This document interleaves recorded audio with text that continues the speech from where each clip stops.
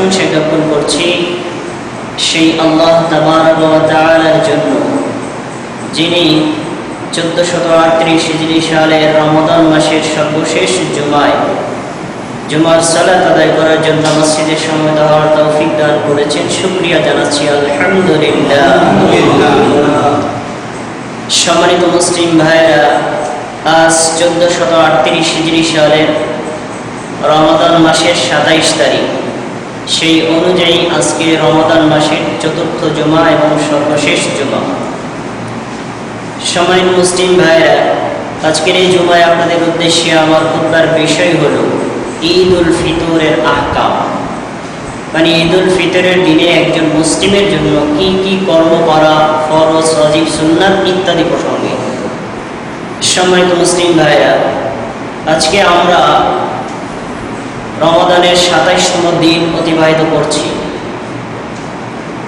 রমাদানের একেবারে শেষ প্রান্তে এসে পৌঁছেছি, কিন্তু রমাদান এই শেষের দিকে আসার পরে গত এই 27টা দিন এবং রাতে আমরা কে কতটুকু আমল করেছি, এটাই এখন নিজের কাছে জিজ্ঞাসার সময়।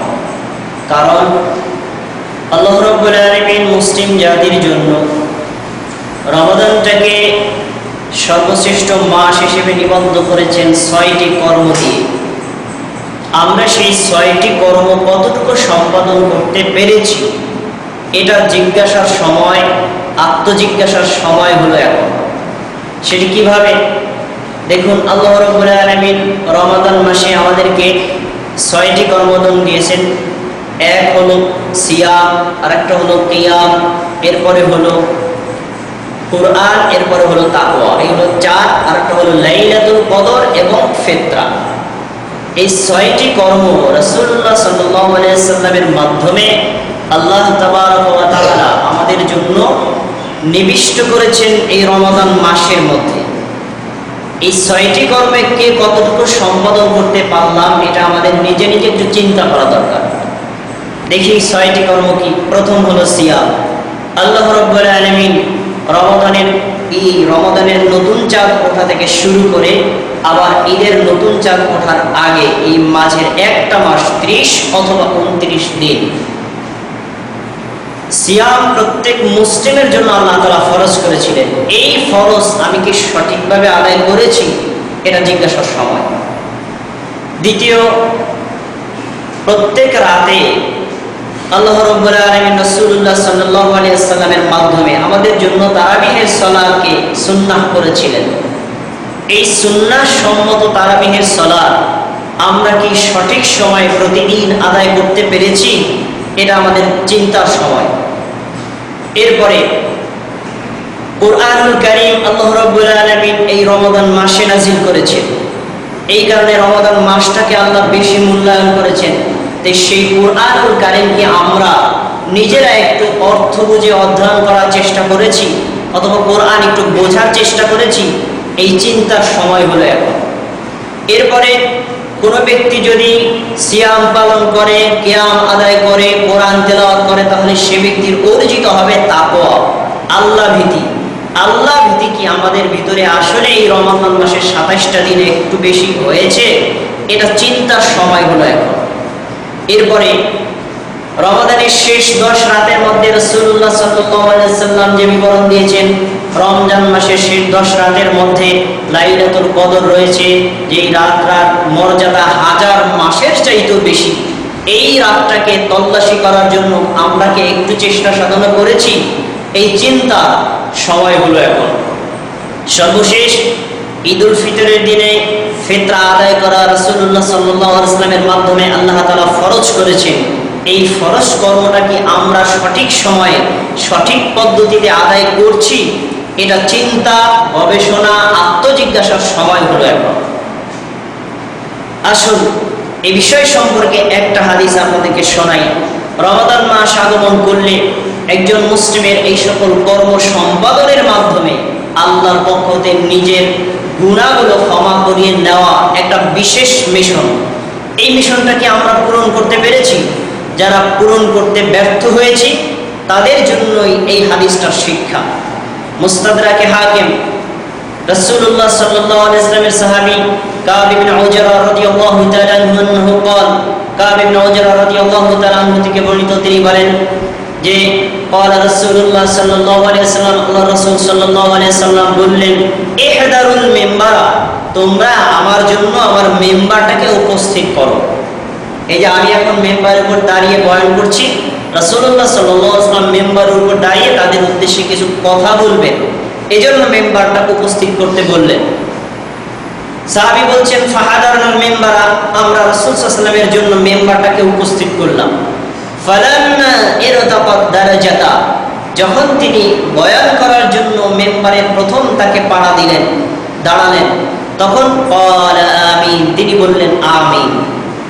এরপরে ফালাম্মা ইরতাকাত দারাজাতা সানিয়া, যখন তিনি দ্বিতীয় তকবায় পাড়া দিলেন, ক্বালা, তখন তিনি বললেন আমিন।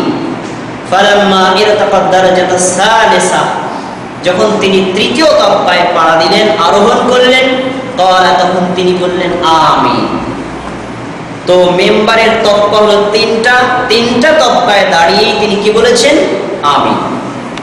এরপরে যখন ফালাম্মা নাযালা, রাসূল সাল্লাল্লাহু আলাইহি ওয়াসাল্লাম এই মেম্বারের উপর দাঁড়িয়ে লোকদের উদ্দেশ্যে বয়ান, বক্তৃতা, ভাষণ যা দেওয়ার তা দিয়ে শেষ করে নামলেন, কুলনা ইয়া রাসূলুল্লাহ, আমরা আল্লাহ রাসূল সাল্লাল্লাহু আলাইহি ওয়াসাল্লামকে জিজ্ঞেস করলাম, হে আল্লাহ রাসূল, আজকে আপনাকে মেম্বারের উপর দাঁড়িয়ে তিনটা শব্দ বলতে শুনলাম যা ইতিপূর্বে কখনো শুনিনি। এই নতুন তিনটি শব্দ দাঁড়িয়ে আপনি আমিন আমিন বললেন, এর কারণ কি? ক্বালা, রাসূলুল্লাহ সাল্লাল্লাহু আলাইহি ওয়াসাল্লাম তার কারণ ব্যাখ্যা করে বলছেন, ইন্না জিবরিলা আরাদানি, জিবরাইল এসে আমার কাছে প্রস্তাব পেশ করেছেন যে মান আদরাকা রমাদান ফালাম ইউগফার লাহু, যে ব্যক্তি রমাদান মাসটা পেল কিন্তু ওই ব্যক্তির পাপগুলো ক্ষমা করা হলো না, বাউদা, সেই ব্যক্তি বিতাড়িত হোক, ধ্বংস হোক, এই প্রস্তাব জিবরাইল আমার কাছে করেছেন। বলতো আমিন, তখন জিবরাইলের প্রস্তাব আমি সমর্থন করে বলেছি আমিন।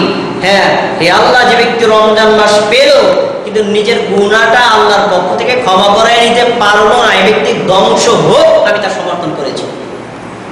সম্মানিত মুসলিম ভাইরা, হাদিসটার এই অংশ থেকে আমাদের শিক্ষা গ্রহণ করতে হবে। এই 1438 হিজরি সালের রমাদানের একেবারে 27তম রমাদানের দিনটা অতিবাহিত করছি, আর মাত্র 3টা অথবা 4টা রাত এবং দিন আছে। এই 3টা রাতে এবং 3টা দিনে আমরা কি করব তার শিক্ষা নিতে হবে এই 27টা দিন থেকে, যে আসলে কি আমরা কখনো হৃদয় থেকে একবার আল্লাহর কাছে বলেছি, আল্লাহুম্মা, হে আল্লাহ, ইন্নাকা আফুউন কারীম, তুমি ক্ষমাকে পছন্দ করো, ইন্নাকা আফুউন কারীম, তুমি ক্ষমাশীল এবং মর্যাদাবান, তুহিব্বুল আফওয়া, তুমি ক্ষমাকে পছন্দ করো, ফাআফু আন্নী, তাই তুমি আমাকে ক্ষমা করে দাও। হৃদয় থেকে এই শব্দটা কখনো কি একবার আল্লাহর কাছে বলেছি এই 27টা দিনে? তাহলেই আপনি বুঝতে পারবেন যে আমি আল্লাহর পক্ষ থেকে ক্ষমা পেয়েছি নাকি পাইনি। কি পাওয়া গেল? রমাদান মাসটার একেবারে শেষ প্রান্তে এসে পৌঁছার সময় আমাদের সিদ্ধান্ত নিতে হবে আল্লাহর কাছে আমরা ক্ষমা চেয়েছি কিনা এবং আল্লাহর পক্ষ থেকে আমরা ক্ষমাটা পেয়েছি কিনা। যদি না চাই তাহলে এই বাকি 3টা দিনে আমাদেরকে আল্লাহর কাছে বেশি বেশি ক্ষমা চাইতে হবে, নিজের পাপের জন্য অনুতপ্ত হতে হবে, তার কাছে তওবা ইস্তেগফার করতে হবে। এবং যদি আল্লাহর কাছে চেয়ে থাকি তাহলে আল্লাহ আমাকে ক্ষমা করেছেন কিনা এটা নিশ্চিত নই, আরো বেশি বেশি হৃদয় বিগলিত শব্দ দিয়ে আল্লাহর কাছে বলতে হবে, আল্লাহ আমি পাপী, আমি গুনাহ ক্ষমা করতে, আমি পাপ করতেই পারি, আমি ভুলে করেছি, শয়তানের প্রতারণায় করেছি, তাই আপনার কাছে ক্ষমা চাই, দয়া করে আপনি আমার পাপগুলো ক্ষমা করে দিন। এই হাদিসের প্রথম অংশ থেকে শিক্ষা। রাসূল সাল্লাল্লাহু আলাইহি ওয়াসাল্লাম বলছেন, যখন আমি দ্বিতীয় তকবায় আরোহণ করলাম তখন জিবরাইল বললেন, বাউদা লিমান যুকিরতা ইনদাহু ফালাম ইউসাল্লি আলাইকা, যেই ব্যক্তির নিকটে আপনার সম্পর্কে আলোচনা করা হলো কিন্তু সেই ব্যক্তি আপনার উপরে একবার দরুদ শরীফ পড়ল না, এই ব্যক্তি যেন ধ্বংস হয়, বিতাড়িত হয়, আপনি বলুন আমিন। তখন আমি বলেছি আমিন। হাদিসের অংশ থেকে প্রমাণিত হয় কোন মুসলিমের সামনে যদি মুহাম্মদ এই শব্দটা বলা হয়, রাসূলুল্লাহ এই শব্দটা বলা হয়, অথবা তার সম্পর্কে কোনো কথা বলা হয়, তাহলে তার উপর দরুদ শরীফ পড়া হলো ওয়াজিব। যদি সে না পড়ে তাহলে সে বিতাড়িত এবং ধ্বংস হবে। এখন এই শব্দটা আমরা অনেকবার শুনতে পারি, শোনার পরে কি আমরা সবসময় আল্লাহুম্মা সাল্লি আলাইহি এটা বলবো না? এই জন্য সংক্ষেপ করে বলা আছে হাদিসে সাল্লাল্লাহু আলাইহি ওয়াসাল্লাম, এটা বলা প্রত্যেক মুসলিমের জন্য ওয়াজিব। এরপর দ্বিতীয় তবকায় যখন আমি আরোহণ করেছি তখন জিবরাইল আমার কাছে প্রস্তাব পেশ করেছেন যে বাউদা লিমান আদরাকা আবাওয়াইহিল কিবারু ইনদাহুমা আহাদুহুমা ফালাম ইয়াদখুলাহিল জান্নাহ, ওই ব্যক্তি বিতাড়িত হোক, ধ্বংস হোক যে ব্যক্তি তার পিতামাতা দুজনকে অথবা একজনকে বৃদ্ধ অবস্থায় জীবিত অবস্থায় পেয়েছে, তার খেদমত করে, তার আনুগত্য করে, তার মন জয় করে জান্নাতে প্রবেশ করতে পারলো না, সেই ব্যক্তি ধ্বংস হোক। সম্মানিত মুসলিম ভাইয়েরা, হাদিসের তিনটা কথা বলা আছে। একটা হলো রমাদান মাসের ক্ষমা লাভ করা, এরপরে হলো রাসূলুল্লাহ সাল্লাল্লাহু আলাইহি ওয়াসাল্লাম শব্দটা শুনলে সাল্লাল্লাহু আলাইহি ওয়াসাল্লাম পড়া, এরপরে এই রমাদান মাস সহ অন্যান্য যে কোনো সময়ে পিতামাতাকে পেলে তাদেরকে সন্তুষ্ট করে, তাদের খেদমত করে, তাদের কথা মেনে, তাদের মন জয় করে আল্লাহ তাআলার জান্নাতে প্রবেশ করা। এই তিনটি বিষয় হলো শিক্ষা, যার প্রথমটা হলো আমার আলোচ্য বিষয়, রমাদানের শেষ সময় আমরা কি ক্ষমা পেয়েছি? যদি না পাই তাহলে আমাদেরকে আল্লাহর কাছে ক্ষমা পাওয়ার জন্য চেষ্টা করতে হবে। এরপরে আসুন, রমাদান মাসের একেবারে শেষ পর্যায়ে আমাদের একটা গুরুত্বপূর্ণ দুটো কর্ম আছে। একটা হলো লাইলাতুল কদর তল্লাশি করা, আর একটা হলো ফিতরা আদায় করা। লাইলাতুল কদর তল্লাশি করা বাংলাদেশের জনগণ রমাদানের 30টা এবং 29টা রাতের মধ্যে শুধু 27 রাতেই তালাশ করে, বাকি 9টা রাতে তালাশ করে না। অথচ রাসূল সাল্লাল্লাহু আলাইহি ওয়াসাল্লামের হাদিস সহিহ বুখারী মুসলিমের একাধিক হাদিসে রয়েছে। আল্লাহ রাসূল সাল্লাল্লাহু আলাইহি ওয়াসাল্লামের সাহাবী আব্দুল্লাহ ইবনে ওমর রাদিয়াল্লাহু তাআলা আনহু বলেছেন যে বলা রাসূলুল্লাহ সাল্লাল্লাহু আলাইহি ওয়াসাল্লাম, আল্লাহ রাসূল সাল্লাল্লাহু আলাইহি ওয়াসাল্লাম বলেছেন ইলতামিসুহা ফিল আশরিল আওয়াখির, তোমরা লাইলাতুল কদর তালাশ করো রমজানের শেষ 10টা রাতে। ফাইন আহাদুকুম আজুজা, তোমাদের মধ্যে যদি কেউ ওই 10টা রাতে ইবাদত করতে অক্ষম হয়, ফালা ইউগরাবান্না আলা সাবিল বাওয়াকি, তাহলে কমপক্ষে যেন রমজানের 7টা রাতে ইবাদত করে, যেটা শেষ 7টা রাত। প্রিয় মুসলিম ভাইরা, আজকে 27তম দিন এবং রাত চলে গেল, আছে মাত্র 3টা রাত। তাহলে যারা আমরা লাইলাতুল কদর তালাশ করার জন্য এখনো চেষ্টা করিনি অথবা চেষ্টার পুরোপুরি হক আদায় করতে পারিনি, তাদের এখনই নিবদ্ধ হওয়া উচিত। যেদিন 3টা দিন এবং রাত আছে আমরা একটু চেষ্টা করি আল্লাহর কাছে ইবাদত করার জন্য। হয়তো এই 3টা রাতের মধ্যেও লাইলাতুল কদর থাকতে পারে, কিন্তু 27 রাতেই যে লাইলাতুল কদর নিশ্চিত করে বুকে টোকা দিয়ে বলার মতো অধিকার পৃথিবীর কোনো আলেমের নাই, রাসূল সাল্লাল্লাহু আলাইহি ওয়াসাল্লাম বলেন নাই, সাহাবীগণ বলেন নাই, বরং হতে পারে 27 রাতে, সেটা এরকম একটা সম্ভাবনাময় রাত। অতএব সম্ভাবনাময় বিষয়টাকে নিশ্চিত করে করার মতো অধিকার কারো নাই। আসুন আমরা রমজানের শেষ 10টাতে লাইলাতুল কদর তালাশ করে 1000 মাসের চাইতে বেশি নেকি অর্জনের চেষ্টা করি। এবার আসুন ফিতরা আদায় করা। ফিতরা আদায় করা হলো ফরজ। আমাদের সমাজে বলা হয় ফিতরা আদায় করা ওয়াজিব। এ ফতোয়াটা ভুল। হাদিসটা দেখুন সুনান তিরমিজি হাদিস নাম্বার 1611, আন ইবনে আব্বাস রাদিয়াল্লাহু তাআলা আনহু قال, আব্দুল্লাহ ইবনে আব্বাস রাদিয়াল্লাহু তাআলা আনহু থেকে বর্ণিত, তিনি বলেন ফরাদা রাসূলুল্লাহ সাল্লাল্লাহু আলাইহি ওয়াসাল্লাম যাকাতুল ফিত্রি, আল্লাহ রাসূল সাল্লাল্লাহু আলাইহি ওয়াসাল্লাম ফিতরা ফরজ করেছেন। এখানে আরবি শব্দটাই রয়েছে ফরাদা, তিনি ফরজ করেছেন। তাহলে এটা কি ফরজ না ওয়াজিব? ফরজ। সুতরাং এটাকে পাল্টায় কোন আলেম যদি বলে ওয়াজিব, তার কথা গ্রহণযোগ্য নাই। রাসূলুল্লাহ সাল্লাল্লাহু আলাইহি ওয়াসাল্লাম ফরজ করেছেন। এরপরে বলেছেন মান আদ্দাহা, এটার ফরজ করার কারণ কি? দুইটা নেকির কথা এখানে বলা আছে। এক, ফরদা রাসূলুল্লাহ সাল্লাল্লাহু আলাইহি ওয়াসাল্লাম যাকাতুল ফিত্রি তুহরাতাল লিস-সাইমি, কোন ব্যক্তি যদি রমাদান মেনে পুরা 30 এবং 29টা দিন সিয়াম পালন করে, কেউ বলতে পারবে না আমি সম্পূর্ণ গুনাহমুক্তভাবে এই রোজাগুলো পালন করেছি। কেউ বলতে পারবে? কম বেশি ছোট বড় কিছু গুনাহ আমাদের মাধ্যমে হয়েছে, কিছু ত্রুটি বিচ্যুত হয়েছে। আল্লাহ তাআলা রাসূল সাল্লাল্লাহু আলাইহি ওয়াসাল্লামের মাধ্যমে ব্যবস্থাপনা রেখেছেন, কোন ব্যক্তি যদি ফিতরা আদায় করে দেয় তাহলে এই ফিতরা আদায় করার মাধ্যমে রোজার ত্রুটি বিচ্যুতিগুলো আল্লাহ তাআলা ক্ষমা করে দিবেন। এটা একটা ব্যবস্থা। এরপরে ওয়াতুবাতাল লিল মাসাকিন, আমাদের সমাজে ঈদের দিনে আমাদের সাথে আনন্দে শরীক হওয়ার জন্য কিছু গরিব মিসকিন অসহায় ব্যক্তিবর্গ রয়েছে, তারা 3 বার ভালোভাবে খাদ্য খেতে পারে না, যারা ঈদের দিনে নতুন পোশাক অথবা ভালো কোনো পোশাক পরতে পারে না। আমরা তাদেরকে এই ফিতরার খাদ্যবস্তু আদায় করলে এই ফিতরা দিয়ে তাদের খাদ্যের ব্যবস্থা হবে, অথবা ফিতরার খাদ্যটা বিক্রি করে তারা পোশাক অথবা আমাদের আনন্দে শরীক হতে পারবে। এই ব্যবস্থা নেওয়ার জন্য রাসূল সাল্লাল্লাহু আলাইহি ওয়াসাল্লাম ফিতরা ফরজ করেছেন। তো দুটা কারণ পাওয়া গেল, কেউ যদি ফিতরা আদায় করে রোজা দুটি বিচ্যুতি আল্লাহ তাআলা ক্ষমা করে দিবেন, কেউ যদি ফিতরা আদায় করে গরিব মিসকিনদেরকে ঈদের আনন্দে শরীক করার জন্য বিশেষ নেকি অর্জন করবেন।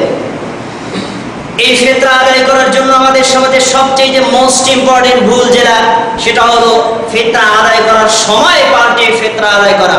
আমাদের সমাজে যারা ফিতরা আদায় করে তাদের অধিকাংশ মুসলিম ফিতরা আদায় করে ঈদের সালাতের পরে, অথচ ফিতরা আদায় করার সঠিক নিয়ম হলো ঈদের সালাতের আগে।